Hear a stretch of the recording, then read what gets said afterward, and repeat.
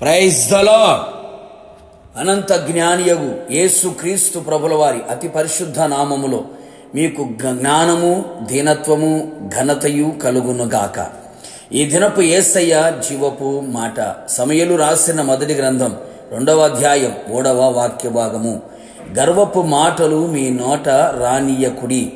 యేసయ్య సన్నిధిలో దీనులై దీన మనస్సును వస్త్రం వలె ధరించుకొని దేవుని కృపను పొందుకొని కృప వెంబడి కృపను అనుభవిస్తూ ప్రభువు కృపలో ముందుకు కొనసాగుచున్న నా దేవుని ప్రియులారా, మన గురి గమ్యము పరలోకమే.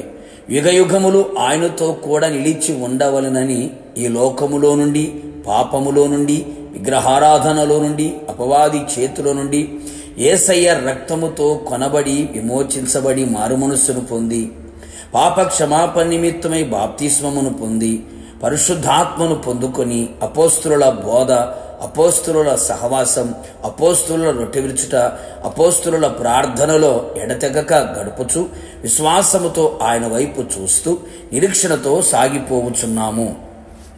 చేరవలసిన గమ్యస్థానము చేరనివ్వక చేస్తున్న పాపములలో ఒకటి గర్వము. ఎంతోమంది గొప్ప గొప్ప భక్తులు కూడా పతనమై పాడై చెడిపోయిన ఉన్నారు. దేవుని సన్నిధిలోంచి త్రోసివేయబడుచున్నారు. గర్వము కారణముగా నిలిచి ఉన్నది. గర్వించిన వారు గడ్డిమేశారు. గర్వించిన వాడు పడద్రోయబడి ఉన్నారు. గర్వించిన వారు పురుగులు పట్టిపోయి ఉన్నారు. గర్వించిన వారు నాశనమైపోయారు. మరణము వరకు రోగములో ఉన్నారు. దేవుని కృపను పోగొట్టుకున్నారు. ఎంతో భక్తులు పతనమునకు గర్వము కారణమై ఉన్నది. చూపులో గర్వం, నడకలో గర్వం, మాటలో గర్వం, ప్రవర్తనలో గర్వం కొందరిలో కనబడుచు ఉన్నది.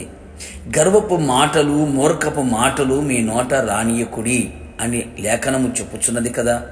అతిశయించువాడు జ్ఞాని తన జ్ఞానమును బట్టి, శూరుడు తన శౌర్యమును బట్టి, ఐశ్వర్యవంతుడు తన ఐశ్వర్యమును బట్టి కాదు గాని భూమి మీద కృపచూపుచు నీతి న్యాయములు జరిగించుచున్న యేసయ్యను తెలుసుకొని గ్రహించి ఆయనను పరిశీలనగా తెలుసుకొనుటను బట్టియే అతిశయించవలెను. మన ప్రభువైన యేసు క్రీస్తు శిలువయందు తప్ప మరి దేనియందు అతిశయము మనకు దూరమవునుగాక. అనేకులు ఆత్మీయులు కూడా వారికున్న ధనము, బలము, జ్ఞానము, అందము, అధికారము, పదవులు, తలాంతులు ఇలా ఎన్నెన్నో కలిగి ఉన్న వాటిని, లోకములో ఉన్న వాటిని బట్టి గర్వించి గర్వపు మాటలు పలుకుచున్నారు. తస్మాత్ జాగ్రత్త సుమి. యేసయ్య మనలను ఎంతగా ఆశీర్వదించిన, ఉన్నత స్థితికి తీసుకుని వెళ్ళినా ఆయన సన్నిధిలో ఒదిగి ఆయన ఒడిలో నిలిచి ఉందము.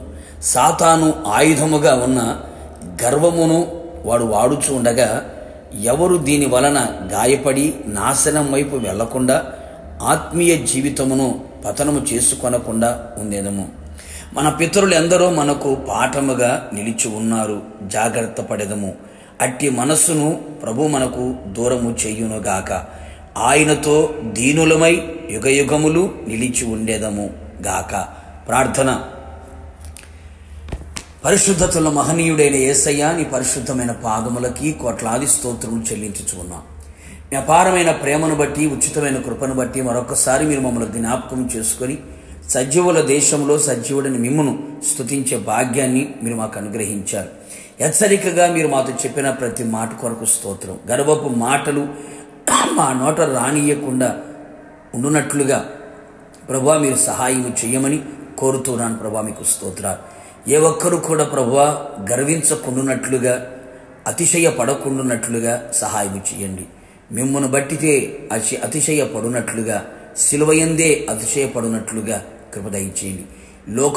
లోకములో ఉన్నదాన్ని బట్టి, కలిగి ఉన్నదాన్ని బట్టి ఎవరు అతిశయింపకుండునట్లుగా కృప మెండుగా దయచేసి ఎల్లప్పుడూ మీ యందు సంతోషించుచు, మీ యందు అతిశయపడుచు, దీనులమై దీనత్వము కలిగిన వారమై మీ రాకడ కొరకు సిద్ధపడినట్లుగా కృప దయచేయమని యేసు నామములో అడిగి పొందుకున్నాము తండ్రి. ఆమేన్. నిశ్చయముగా మీరును మీ కుటుంబ సభ్యులందరూ గర్వపు మాటలు రానియక దీనులై దీనత్వం కలిగి ఉందురుగాక. God bless you.